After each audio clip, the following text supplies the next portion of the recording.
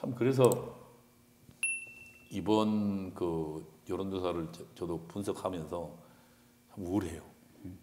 이대로 가면 그 개헌 저지선을 우리가 넘기겠냐, 100석. 그리고 하나만 좀 더 이야기해 보면 만약에요, 우리 지금 국민들이 저는 좀 깨어나야 된다고 생각이 드는 게요.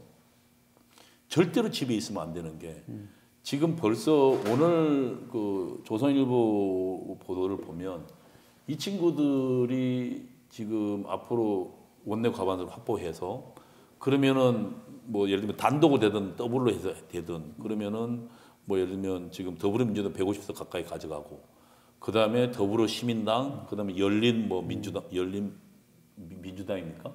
얘들 이래 가지고 한 20석 이상 가져간다. 그럼 얘들 합치면은 원내교섭단체 되잖아요. 네. 그러면은 얘랑 원내교섭 그다음에 미래통합당 이렇게 돼 있을 거 아닙니까? 그리고 국민의당이 있을 테니까. 그러면은 그 이렇게 돼요. 지금 현재 공수처장을 임명하는데 야당 몫이 2자리입니다. 그런데 원내교섭장 나누도록 돼 있거든요.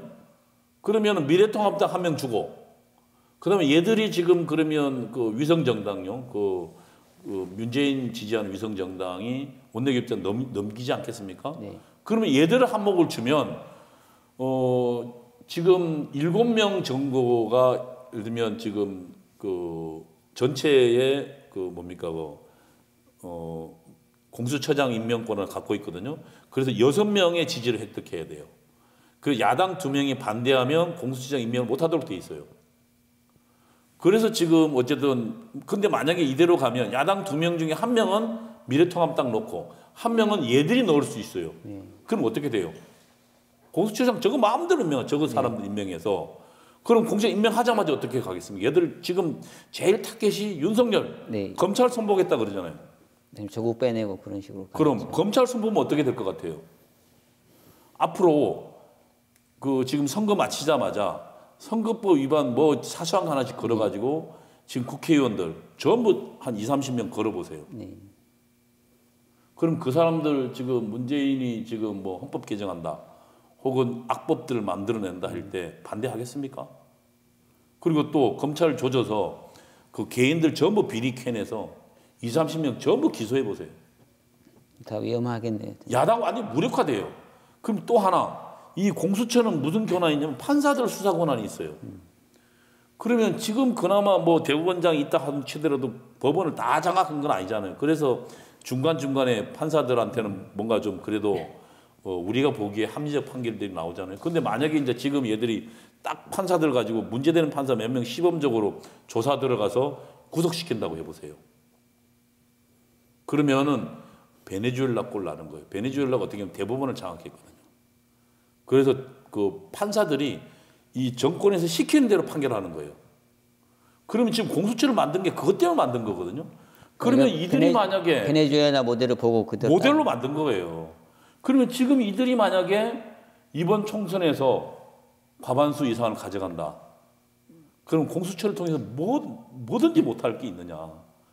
정말 좌파 독재 시대에 간다. 국민들은 베네수엘라 모델을 정확하게 잘 모르시니까 조금 이렇게 설명을 해주시면 좀 이해가 편하실 것 같은데.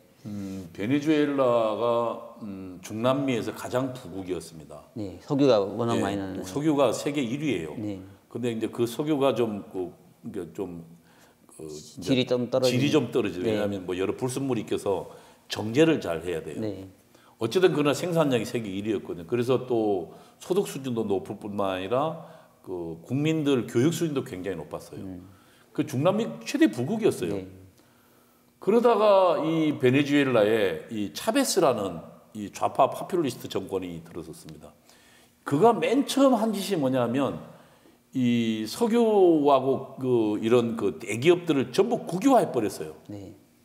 국유화해 버리니까 그 대규모 외국 자본들이 다 해외로 도망가 버렸어요.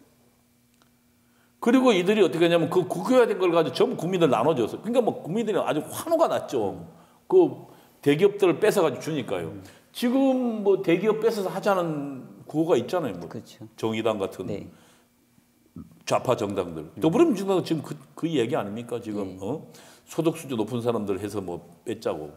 뭐 일부는 뭐 그 개념을 잘 알지도 못하면서 뭐 사내 유보금 이거를 뭐 네. 헐자고 사내 유보금이라는 게 그 사내 현금으로 쌓아놓은 게 아니고 그게 자체로 뭐 예를 들면 여러 가지 뭡니까 신기술 투자 이렇게 한 것을 정부 네. 통칭 사내 유보금 이것도 모르고 현금 쌓아둔 거라고 뭐 이야기하면서 그걸 뭐 빼내 쓰자고 했거든요. 그와 같은 사태로 베네수엘라에서 그래서 그 잘 사는 사람들 탄압하기 시작했어요. 그들이 그래서 베네수엘라에서 그 기업하는 사람들 한 200만 명이 해외로 탈출했어요. 이 사람들이 어디 가서 장사하냐면 그 LA에 이 사람들이 주로 스페인권이니까 그 LA나 캘리포니아 주에 가면 그 스페인어 하는 사람들이 많잖아요. 많죠. 거기 가서 사업하거나 혹은 오히려 유럽으로 갔어요. 스페인 쪽으로 포르투갈 스페인 쪽으로 가서 그 200만이 탈출해 버렸어요. 그러니까 기업하는 사람 완전히 없어지고 그리고 그러니까 점차적으로 나중에 그 석유를 하던 그것이 그 공장을 계속 어쨌든 계속 투자를 해서 이렇게 정제하는 기술을 계속 발전하고 재투자를 해야 될 거면 그걸 안 하다 보니까 석유량도 떨어지기 시작했어요. 거기다 최근에는 뭐 얼마 전에 또 뭐 석유가 갑자기 이 가격도 폭락했죠. 미국의 그 뭡니까 그 가스가 셰일 가스가 발견된 바람에. 그래서 뭐 차베스가 초반기에는요 뭐 그 중남미 다른 뭐 좌파 나라를 지원해 준다고 난리를 뽀겠어요. 그러다 지금 완전히 돼서 어떻게 됐냐면 그 현재 경제가 어느 정도냐면 1년에 인플레이가 1000%가 넘어요. 그래서 그 무슨 그 휴지를 하나 사려면 돈을 이만한 가방에 보따리 하나 싸들고 가야 휴지를 살 정도예요. 그러니까 돈이라는 건 이미 가치가 없어지게 돼버렸어요. 그 다음에 산업 자체가 붕괴되다 보니까 마도로 다이어트라는 말이 생겼어요. 지금 현재 대통령이 마도로거든요. 마도로 대통령이 들면서 베네수엘라 전체 국민의 몸무게가 10kg 정도가 빠졌다는 거예요. 못 먹어서 빠진 거예요. 네. 그 부국이. 그리고 전 세계 석유가 그렇게 많은 나라가. 그래서 지금 베네수엘라에는 그 동물원에 동물이 없다는 거 아니에요.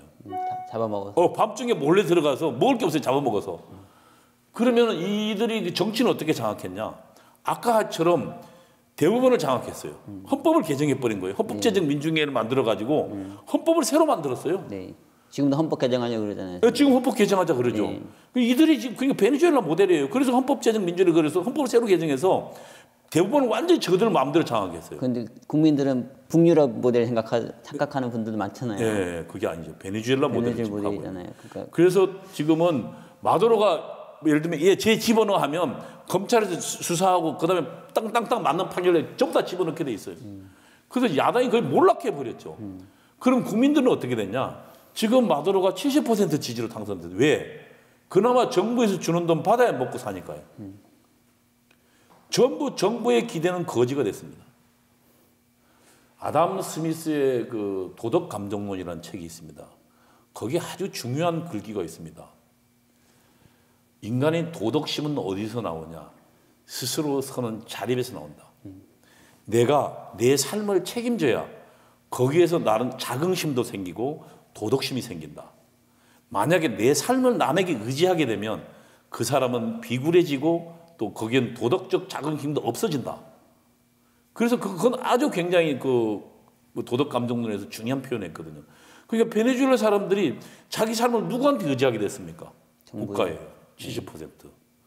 그러다 보니까 거기는 윤리도 없고 자긍심도 없어지고 그래서 오히려 정부의 기대는 거짓 신세가 된 거예요. 이 베네수엘라 모델을 지금 세계 7위에, 세계 10위의 경제력은 대한민국 하고 있다는 거예요. 이 위기를 저는 우리 국민들이 깨달아야 한다. 저는 미래통합당이 마음에 들지 않지만 저는 잘했다 생각하지 않습니다. 그러나 지금 현재 갖고 있는 이 위기를 생각한다면 저는 이번에 그 지역구는 하나로 몰아야 된다. 또 지금 기타 정당 6%로 가면 안 된다. 네.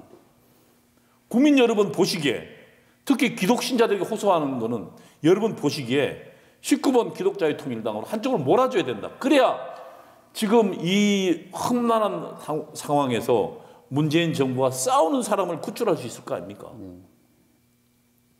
그래도 기독자의 통일당에 보면 비례대표 1번의 이해란 씨, 북한에서 탈북해 온 사람. 네. 이 사람 지난 10여 년간 엄청나게 북한 인권을 위해서 노력한 사람입니다. 그렇죠. 그 다음에 2번 김승규 국정원장. 이 사람 같은 경우 노무현 정부 당시에요. 1심이라는 가짜부터 사건을 파헤친 사람이에요. 그래서 결국은 그것 때문에 잘렸잖아요. 네.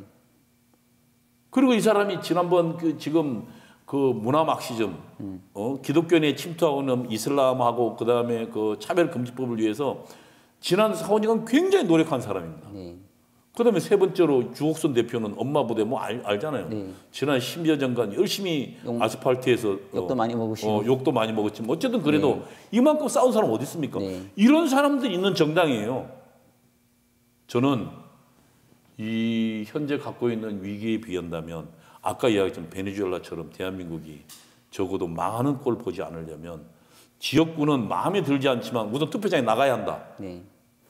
그다음에 지역구는 마음에 들지 않지만 미래통합당으로 하나를 몰아야 된다. 두 번째로 적어도 그 비례도 하나로 모십시오. 저는 기독자의 통일당으로 몰아야 한다 생각합니다. 네. 그나마 가장 잘 싸울 수 있다. 그나마 예. 싸울 수 있는 사람들을 왜냐하면 지역구는 잘못 그 표가 분산되면 상대편이 되지만 네. 비례는 그렇지 않잖아요. 네. 비례는 어쨌든 반영을 하도록 돼 있으니까. 네. 그런데 지금 2%, 1이 되면 정말 최악이거든요. 네. 다른 당엔 대단히 죄송하지만 저는 어쨌든 지금 이런 한쪽으로 몰아야 된다 비례는. 네. 그러면은 불씨는 남겨둬야겠다 이렇게 생각하는 겁니다. 네. 그래서 그 싸우는 분들이 좀 미래통합당에 영향을 미쳐서 좀 좋은 방향 끌고 가서 그렇죠, 끌고 정부랑 가도록. 싸워서 선봉대가 있어야 되잖아요. 네. 베네수엘라로 가지는 않도록 그렇게 그러니까요. 해야 된다. 네. 그러니까 지금 이 금년 총선 이후의 전망을 생각해 보면 만약에 네. 이 여론조사가 사실이고 네. 그대로 된다면 정말로 심각한 자유민주주의에 대한 훼손 그리고 엄청난 그 압박에 시달릴 텐데 네.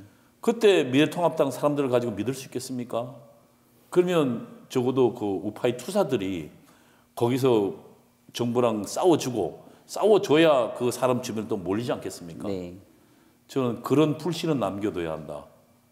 우리 국민 여러분이 정말로 선택이 지금이야말로 중요할 때다. 기도가 중요할 때다. 이렇게 생각하는 겁니다.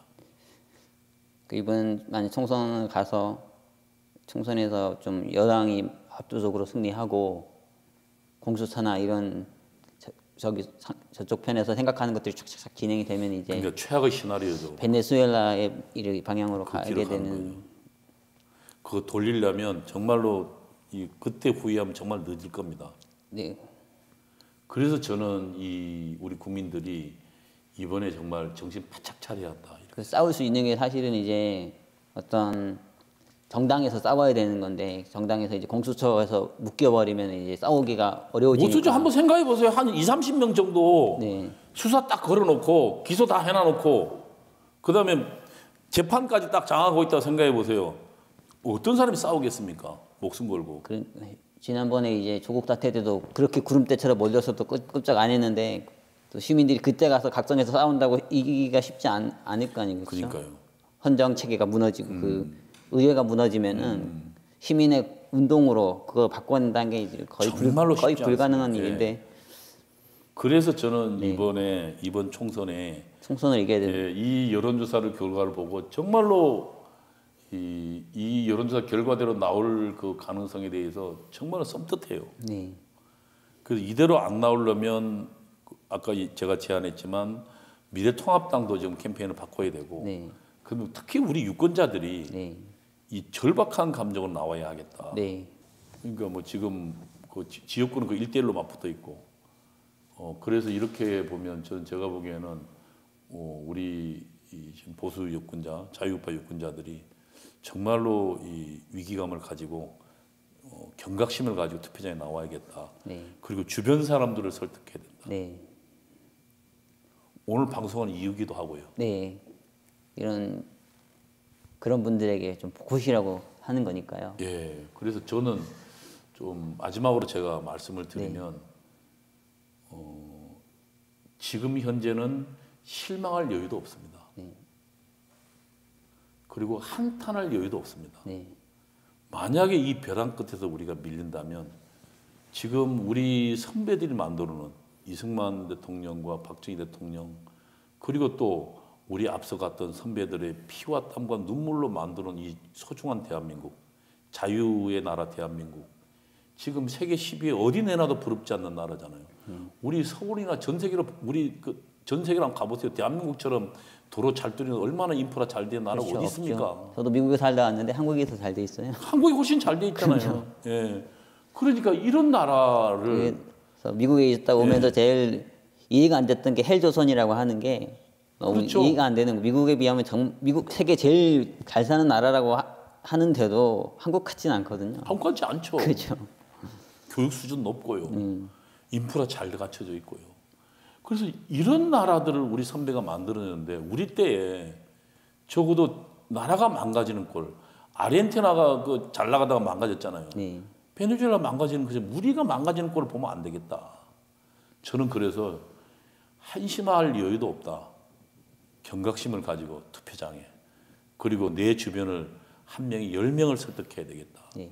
그 다음에 지역구는 미래통합당으로 비례는 악착같이 어쨌든 보수우파 정을 정말 싸울 수 있는 미래통합당이든 아니 그 기독자유 통일당이든 이런 정당으로 한쪽으로 몰아서 그런 어쨌든 불씨를 남겨야겠다. 그런 걸 강력히 호소드리는 바입니다. 네. 오늘 귀한 말씀 감사합니다. 예, 네, 고맙습니다. 감사합니다. 예, 고맙습니다.